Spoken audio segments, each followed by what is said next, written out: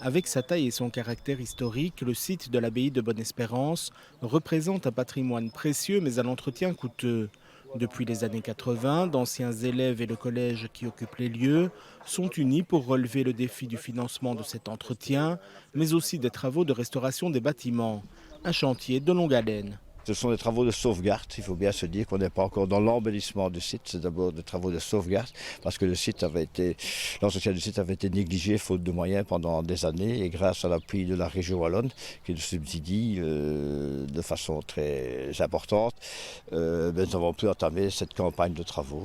Et on a considéré que pour terminer la sauvegarde du bâtiment, donc la mise hors eau, c'est-à-dire la réfection des toitures et des châssis, de l'enveloppe extérieure, il nous fallait certainement jusqu'en 2030. Les chantiers menés actuellement, dont celui des châssis, mobilisent des artisans spécialisés dans la restauration de monuments historiques. Parmi eux, Bernard, qui œuvre sur 4 verrières. Nous avons renouvelé les vitraux. Les vitraux anciens étaient fort dégradés, c'était des vitraux de ce type-ci. Donc nous avons renouvelé, nous avons adapté les châssis, qui sont des châssis en fer forgé. Donc on les a adaptés pour recevoir un nouvel équipement de feuillard en inox. Nous avons réalisé des nouveaux vitraux avec du verre feuilleté pour des questions de sécurité et puis nous avons placé. Chaque chantier présente ses particularités. C'est ce qui fait à la fois la difficulté mais aussi la richesse du métier aux yeux de Bernard.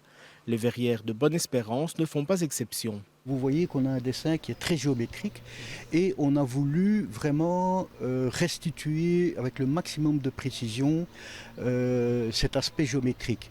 Et donc pour ça on a dû redessiner au sol le dessin des plombs, on a porté dessus le dessin ce qu'on appelle les barlotiers, donc la structure métallique fixe.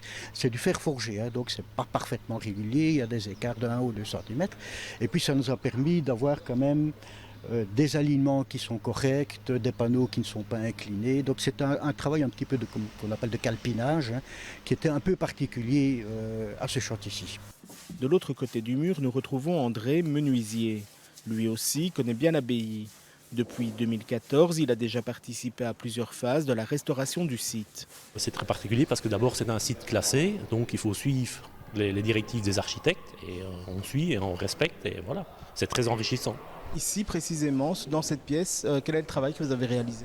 On a enlevé tous les ambris et on a enlevé aussi la partie, les tablettes qui étaient en pierre et on a refait une ossature pour mettre des lambris en bois qu'on va voir ça après.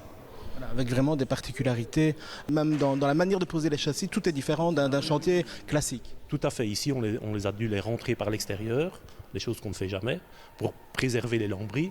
Tous les jours c'est un challenge. Un défi relevé quotidiennement par ces artisans menuisiers et maîtres verriers, guidés par la passion et l'amour du patrimoine.